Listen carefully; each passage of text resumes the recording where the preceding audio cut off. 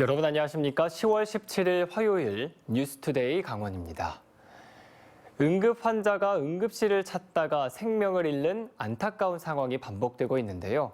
의료 서비스가 열악한 농어촌 지역에서는 병상은커녕 응급실에 가는 것조차 힘든 게 현실입니다. 이송미 기자의 보도입니다.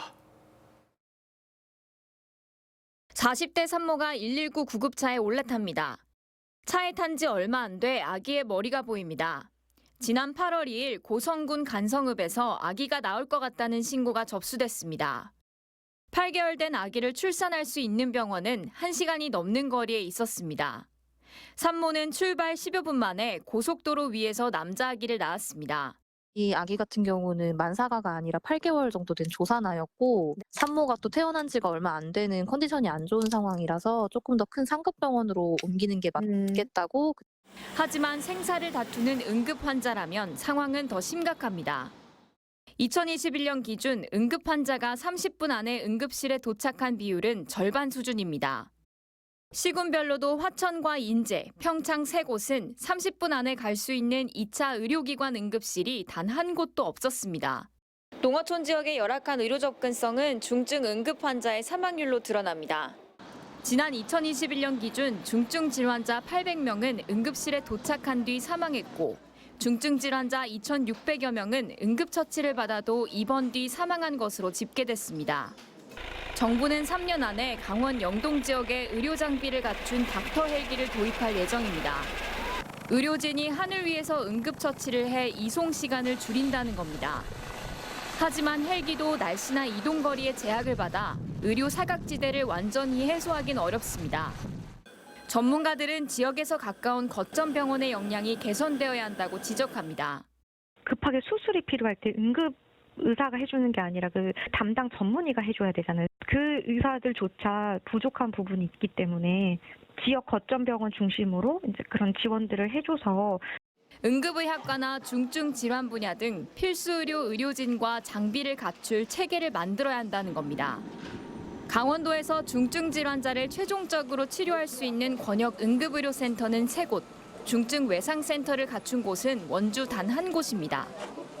의사 수급과 함께 강원도에 맞는 필수 의료 대책 마련이 시급합니다. MBC 뉴스 이송미입니다. 설악산 오색 케이블카 사업의 인허가 절차가 마무리됐습니다. 양양군의 40년 수건 사업이 성취된 건데 착공식은 이르면 이번 달 말에 열리고 케이블카 개장까지는 2년 반이 걸릴 전망입니다. 이준호 기자가 취재했습니다.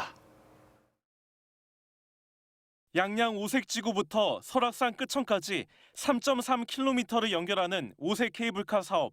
강원도는 지난 1982년 이 사업에 처음 뛰어들었습니다. 하지만 환경 훼손 논란이 일면서 사업이 번번이 무산됐습니다. 사업 추진에 물꼬를 튼 계기는 지난 2월입니다. 환경부가 환경영향평가 조건부 협의 결정을 내리자 사업 준비에 속도가 붙었습니다. 11가지의 각종 인허가 절차는 국립공원공단의 공업사업 시행 허가를 끝으로 마무리됐습니다. 다만 사냥 보호와 산림 훼손지의 복원 대책 등 인허가 조건이 붙었습니다. 허가야 이제 사실상 끝난 것이지만 앞으로 이제 공사하면서 또 그 지켜야 될 부분들 많기 때문에 계속 긴장하면서 준비를 해야죠. 케이블카 착공 행사는 보름 뒤쯤 열립니다. 양양군은 오색 케이블카 착공식을 이르면 이번 달 말에서 다음 달 초 사이에 열 계획입니다. 계획대로라면 오색 케이블카 건설은 이르면 2025년 말에 마무리될 전망입니다. 준공을 하면 이제 그 시운전이라고 이게 2, 3개월 정도 하면 2026년 봄부터는 상업 운전을 할 수 있을 것 같아요. 40년 넘게 케이블카 착공을 손꼽아 기다리던 주민들은 크게 환영하는 분위기입니다.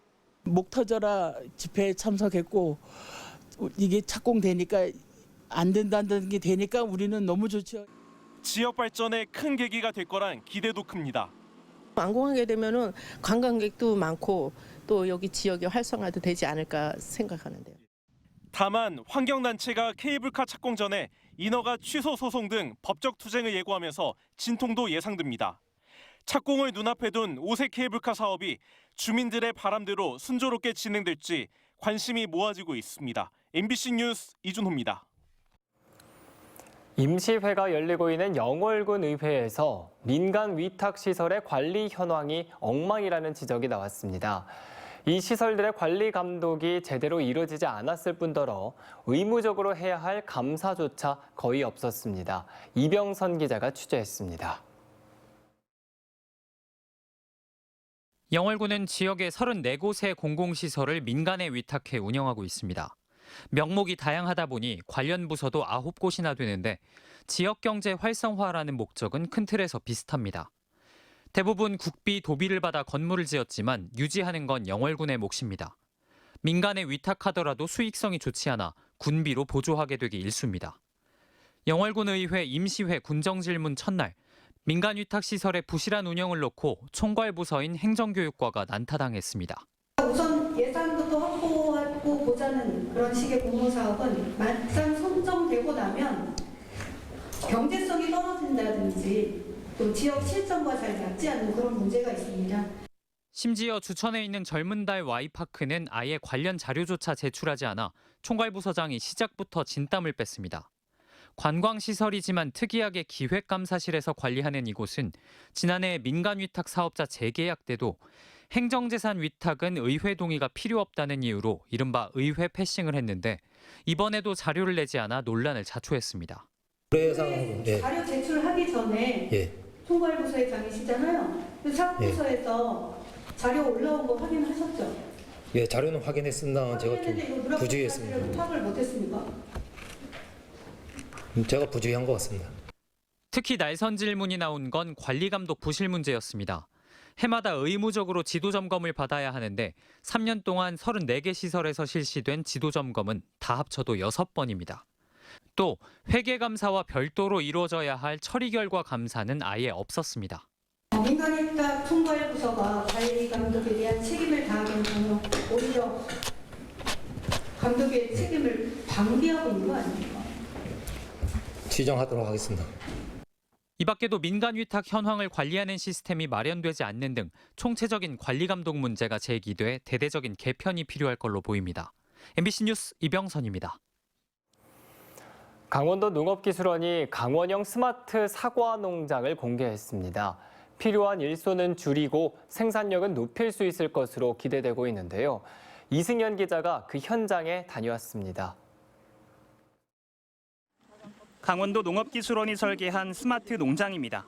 사과나무 위를 덮은 파란색 망이 서서히 걷힙니다. 스마트폰으로 언제 어디서든 작동이 가능한 자동 개폐형 방조망입니다. 강한 햇볕과 갑작스러운 우박으로부터 과실 손상을 막아줍니다. 땅에서는 방제기가 사과나무 사이를 다니며 농약을 뿌립니다. 강원도가 3년에 걸쳐 개발한 사과용 스마트 방제기입니다. 모두의 리모컨으로 조정이 가능한데 올해부터 사과 농가에 보급을 시작할 예정입니다. 농약에 접촉하지 않을 수 있어 농업인의 고질병이 농약 중독을 예방할 수 있습니다. 강원도 농업기술원은 이런 스마트 농장을 확대 보급할 예정입니다. 이를 위해 다축 평면 수영 재배법도 개발했습니다. 나무 높이가 일반 사과나무의 절반인 2m에 불과한데 많은 양의 과실이 위로 뻗은 10개 가지에서 평면으로 맺힙니다. 그 결과 햇볕이 일정하게 내리쬐고 농약도 균일하게 뿌릴 수 있습니다. 규격화가 필요한 스마트 농장의 제격인 겁니다. 우박 피해라든지 강우나 일조 문제 때문에 그런 문제들이 많이 생기는데 이런 좁고 작게 키우면 훨씬 그런 제어할 수 있는 수단이 현실화될 수 있는 부분들이 있고요. 지난 10년 사이 도내 사과 생산량은 4배 가까이 증가했지만 도내 농업 인력은 지난해 15만 명 아래로 떨어졌습니다. 스마트 농장은 사과 농장의 생산성을 3배 높이고 필요 인력은 절반 이상 줄일 것으로 기대되고 있습니다. 기계화를 전제로는 하고 있지만 손으로 한다 하더라도 그 효율 면에서 수량도 굉장히 많이 나오고 노동력도 절감할 수 있는 그런 모델입니다. 강원도 농업기술원은 현장 설명회와 매뉴얼화를 통해 이르면 내년부터 희망 농장에서 스마트 농장을 적용할 수 있도록 하겠다고 밝혔습니다. MBC 뉴스 이승현입니다. 국세 수입 감소와 부동산 거래 급감 등으로 올해 강원도의 세수 결손액이 4,700억 원에 이를 것으로 예상됩니다. 강원도는 내국세 감소에 따른 보통교부세 2,024억 원과 지방세인 취득세 1,741억 원, 지방소비세 400억 원, 국비 매칭 도비 500억 원 등 4,700억 원의 세수 결손이 예상된다고 밝혔습니다. 이에 따라 올해 600억 원을 적립한 도청사 건립기금을 빼쓰고 4분기 시군에 지원하는 특별조정교부금 1,000억 원을 다음 분기로 연기하는 등 부족 재원 3,100억 원을 절감하고 나머지 1,600억 원은 지역개발기금 등에서 조달하기로 했습니다. 강원도는 내년에도 3,100억 원 이상의 세수 감소가 예상된다며 1조 원 규모의 순수 도비 사업의 30%를 절감한다고 밝혀 지방도 사업 등의 차질이 우려됩니다. 강원도가 시청자 미디어 센터 운영 지원 출연금의 분담 비율을 높여줄 것을 춘천시와 춘천시의회에 요청했습니다. 앞서 강원도의회는 강원도가 요청한 시청자 미디어 센터 출연금 5억 2천만 원에 대해 춘천시와 분담 비율 조정 필요성이 있다며 출연 동의안을 부결하고 추후 심사하기로 했습니다. 이에 따라 강원도가 분담 비율 조정을 놓고 춘천시 의회 등과 협의에 나서 논의 결과가 주목되고 있습니다. 강원도 교육청에 대한 국정감사가 실시됩니다. 국회 교육위원회는 오늘 경북대학교에서 강원도 교육청과 경상북도 교육청, 대구광역시 교육청에 대한 국정감사를 진행합니다. 이번 국감에는 민병희 전 교육감이 증인으로 채택돼 전 현직 교육감이 함께 국감장에 서는 모습이 나올 수도 있습니다. 국감의 주요 이슈로는 정순신 아들 학폭 의혹, 교권 보호 정책 등이 예상됩니다. 한편 오늘 오전에는 강원대와 강원대병원, 강릉 원주대 치과병원에 대한 국정감사가 진행됩니다. 대한민국 시도의회 의장협의회가 강릉 세인트존스 호텔에서 열려 강원 동계 청소년 올림픽 성공 개최 건의문 등을 의결했습니다. 2년 만에 강원도에서 열린 의장협의회에서는 지방의회 의원의 의정활동 예산 지원 관련 개선 건의안과 청소년 올림픽 성공 개최 건의문 등 8개 안건을 의결했습니다. 의장협의회는 오늘 강원 세계살림 엑스포 현장 방문에 나섭니다. 권영렬 강원도의회 의장은 지방분권 시대를 앞당기기 위해 노력해 상생과 협력의 의정 활동을 펼쳐나가겠다고 밝혔습니다.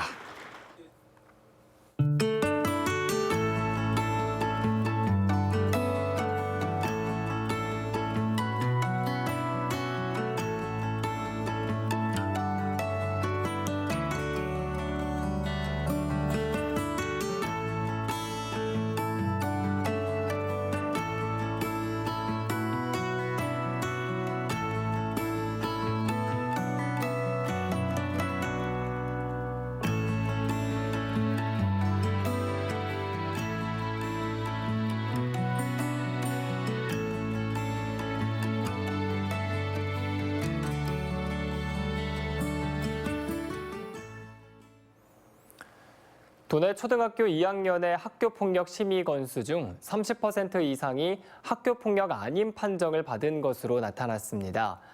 김영호 의원의 국정감사 자료에 따르면 지난해 도내 초등학교 2학년 학생들의 학교폭력 심의 건수 25건 중 학교폭력 아닌 판정을 받은 경우가 8건으로 32%를 차지했습니다.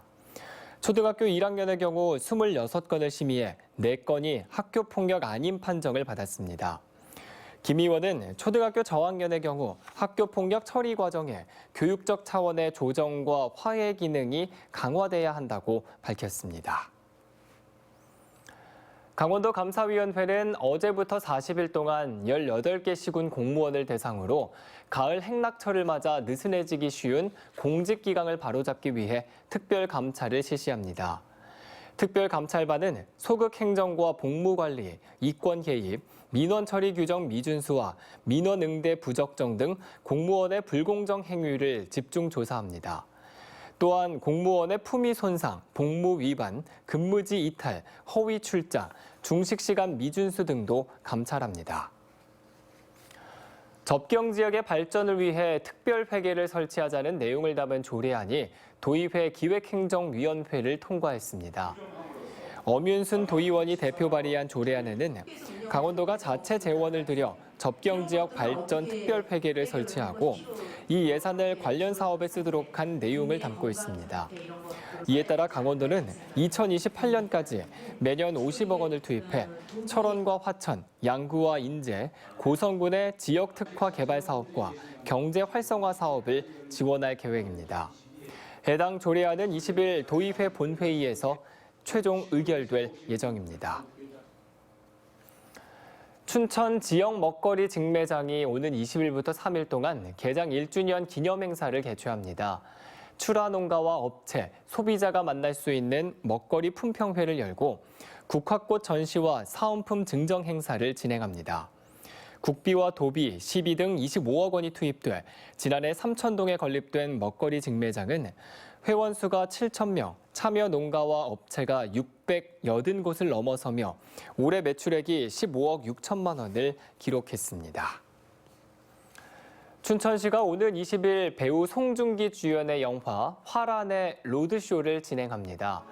영화 화란은 춘천시 영상산업지원센터의 로케이션 인센티브 사업에 지원을 받아 제작됐으며 제76회 칸 국제영화제 공식 초청에 이어 부산국제영화제에도 이름을 올리는 등 작품성을 인정받았습니다.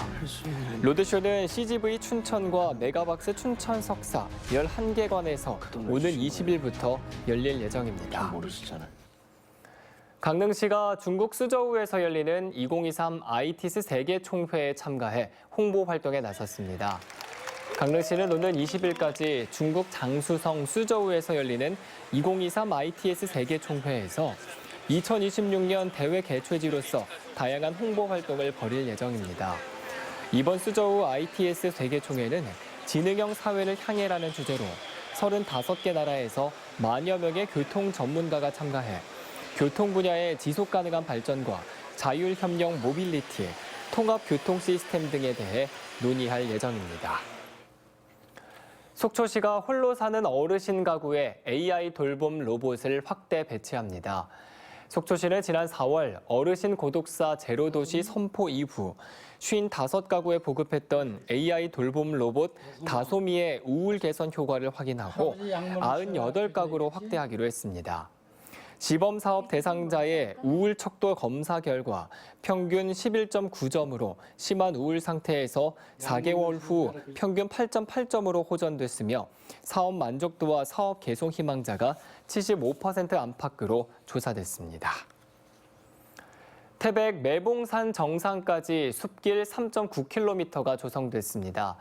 태백시는 2021년부터 41억 원을 들여 지난해 1차 사업으로 대조봉, 올해 2차 사업으로 삼수령 휴게소에서 매봉산 정상, 바람의 언덕까지 데크 시설과 야생화 식재, 포토존 설치 등을 진행해 숲길 조성을 마쳤다고 밝혔습니다.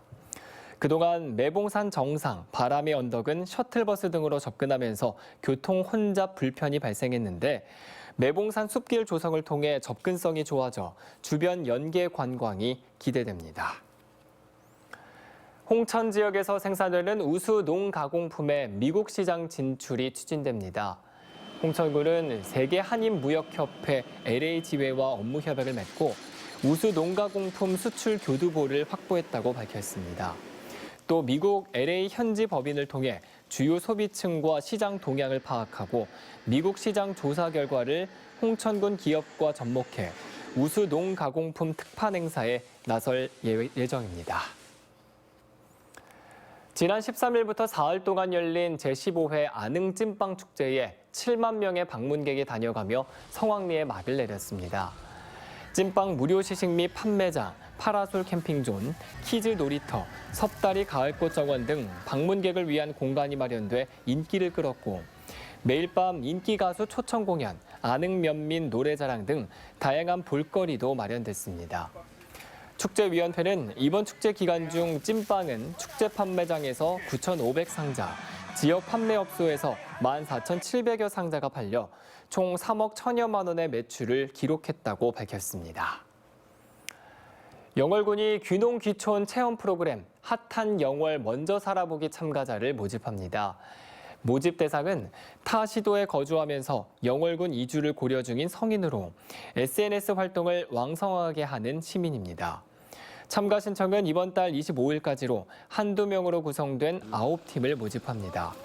자세한 사항은 영월군청 및 영월군 농업기술센터 홈페이지를 통해 확인할 수 있습니다. 평창군이 지역 농가의 로컬 푸드 공급 참여를 높이기 위해 거점 순회 수집센터를 운영합니다. 평창군은 인구 대비 면적이 넓고 지역 간 거리가 멀어 농가에서 농산물을 로컬 푸드 직매장이나 학교 급식에 납품할 때 이동 시간과 비용 불편을 겪어왔습니다. 우선 평창군 농업기술센터 안에 시범적으로 거점 수집센터를 설치해 운영하고 용평면 등 다른 지역으로 확대할 계획입니다. 이상으로 뉴스투데이 강원을 마칩니다. 고맙습니다.